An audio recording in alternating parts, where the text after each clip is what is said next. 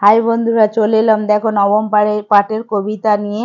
আর নবম পাঠের গদ্য এত অবধি পড়িয়ে প্রশ্ন তো তোমাদের লিখিয়ে দিয়েছি। আর আজকের আমি তোমাদের কবিতা পড়াচ্ছি, অন্য দিনে তোমাদের প্রশ্ন উত্তর সলভ করে দেবো বা শূন্যস্থান পূরণ। কবিতা বেশিরভাগই শূন্যস্থান পূরণ বা আগের লাইন পরের লাইন দেয়। এইভাবে দেখো আজকের আমি পড়াচ্ছি, তোমরা ভালো করে মন দিয়ে শোনো।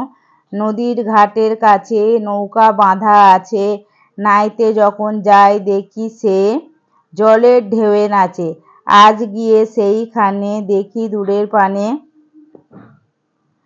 মাছ নদীতে, নৌকা কোথায় চলে ভাটার টানে। জানি না কোন দেশে পৌঁছে যাবে শেষে, সেইখানেতে কেমন মানুষ থাকে কেমন বেশে।